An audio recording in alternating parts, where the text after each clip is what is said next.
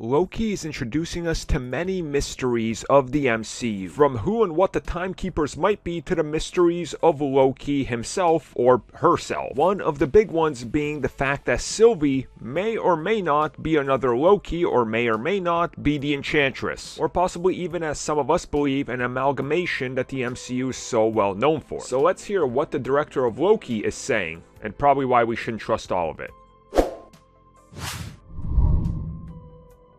So this update comes at us from Loki's director, Kate Herron, who recently spoke with ET, and she was specifically asked about talking about Sylvie, aka the version slash multiverse slash variant of Loki as we know so far, with only 3 episodes of the series. And she was asked about going a little bit more in depth about all the obvious things in the episodes, specifically in the 3rd episode where there's the use of the word enchanting and enchantment multiple times, sort of nudging us in the direction that even the most casual person might go, do you think that means that's the Enchantress? ? So when asked to directly just address this, is this a multiverse version or an amalgamation of Loki and Enchantress, and in the multiverse, Sylvie's like sort of a hybrid?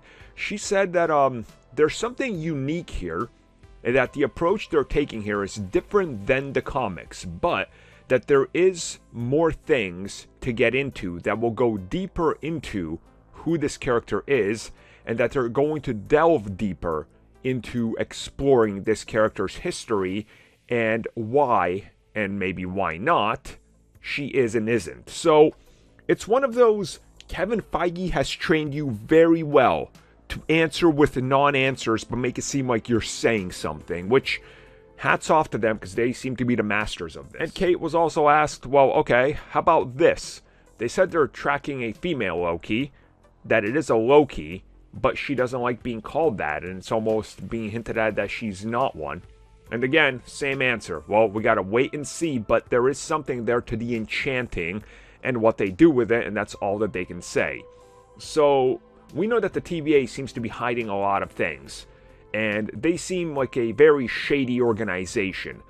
So is it possible that maybe they've branded Enchantress, or some version of the Enchantress in the multiverse, as a Loki just to be able to take her down with more freedom and willpower and whatever's at their disposal?